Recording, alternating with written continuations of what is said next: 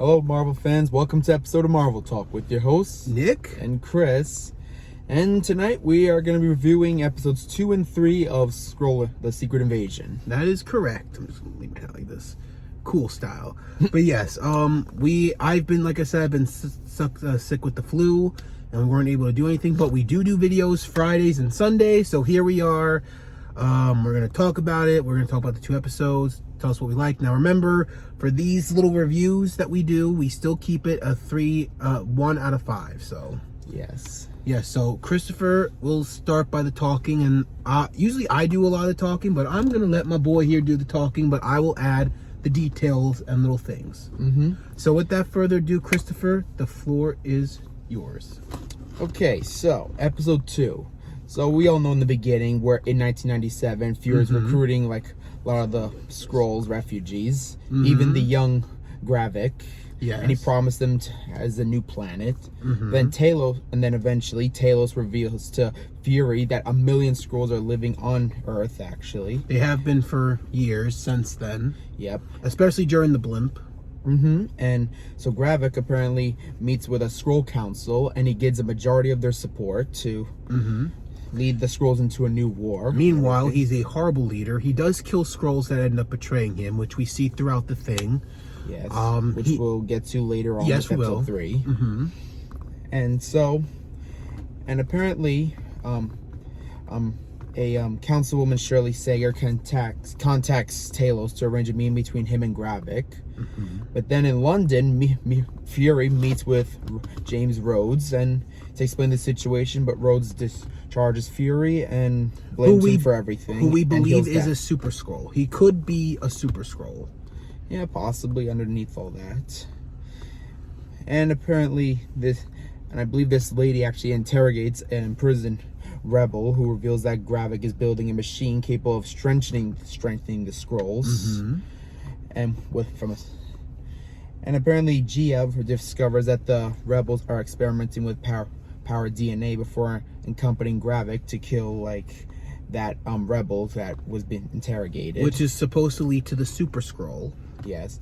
And so Fury returns home and is met by his wife, who is a Skrull. Yes. Which was very interesting because he was kind of being a little, a little prejudiced towards Skrulls. Yeah. So it was really interesting to see that. Yeah. And now for episode 3. Wait, sorry. All in all, good episode. I liked it. I'm giving it a 4 out of 5. Yes, and me too. That was pretty good. Yes, it was pretty good. I really enjoyed it. Now, episode 3. So apparently Gravik reveals to the Skrull Council that he intends to create the Super Skrulls, and not the Fantastic Four-way. This one's like a version with Groot, one of Thanos' children, and which we'll probably find out who it is when we get to the later episodes. Yeah, and crap, I forgot the other 2, but if you have seen sometimes on social media or something. Did his arm extend? Groot, I think that's supposed to be Groot. Oh, I thought that was Miss Marvel. Oh, no. Okay, because it would make sense because she's, she can she can't do it in the MCU, but she does have this power ring thing, remember? So I thought that, well, not a ring, but the bracelet. Yeah, the bracelet, and it can stress and stuff, so that's kind of what I thought was supposed to be copied off of. But I did see a Groot thing in there. Yeah. But but we'll see more of that when we get to everything else. Yeah, so I'm sure if you saw on social media, they show pictures of what each of the powers is supposed to represent. Yeah. That's similar to the Fantastic Four. I believe you understand. Yeah.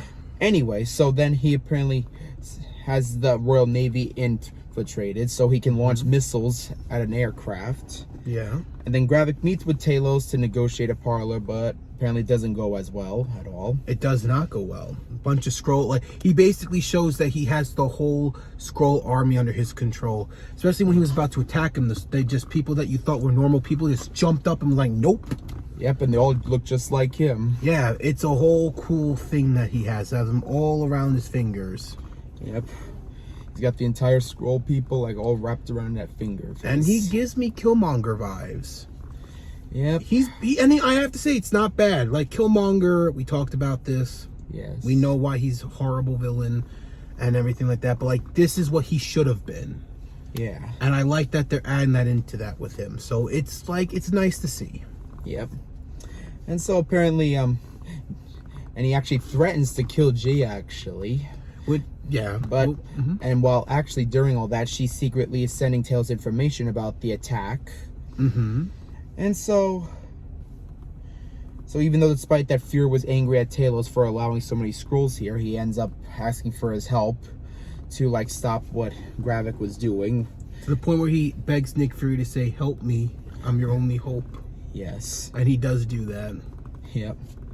And then they go into like this whole they go into sort of like this whole speech thing that's kind of comedic at the end, and then, you know. Yeah. So then they end up going off to a they go to like a Commodore's, I believe Robert Fairbanks, and they try to make him like talk. They make him talk and everything, but he still refuses. And apparently, he ends up provoking Talos into killing him. So apparently, Talos contacts Gia to acquire Fairbanks' authorization code to stop the missile attack. And so Gia attempts to run away, but unfortunately, Gravik ends up, who suspected she did it, just kills her off. Yep. And yeah. And that's what the episode ends. And now we're gonna talk about that for a little bit. Yeah. Don't like it.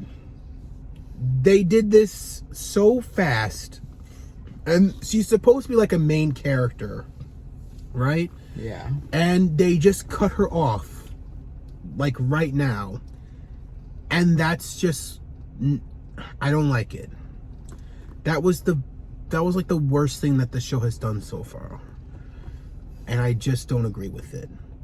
I did thought the episode was pretty good, but that was just a little upsetting for me, and kind of took away a lot of what's gonna happen. So I'm giving it a 3 out of 5.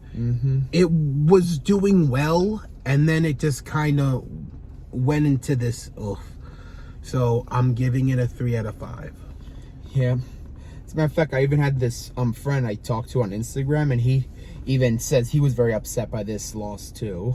Yeah, she was supposed to be set up to be huge. Like, she's a main character, and they just cut her off like this. Yeah.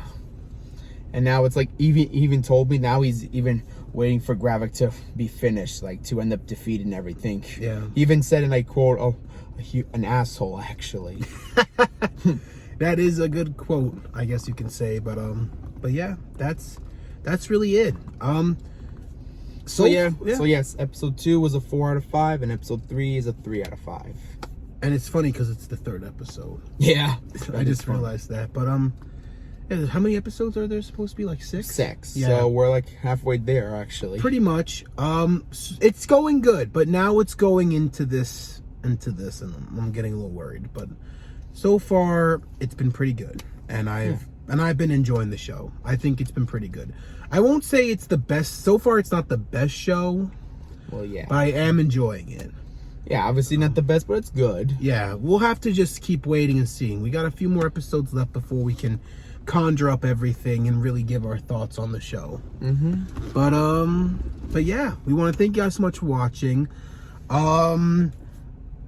Friday's video, we are going to the comic book shop on Thursday, and we got some big comics that we're going to be getting. So we're going to be doing a show and tell on that.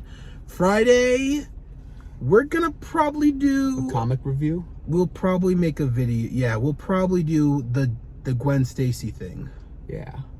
So we're going to probably do that. We're going to film that on Friday and then have it be for Sunday, because Friday's video will be the Thursday video. So yeah, that's basically what we're going to be doing.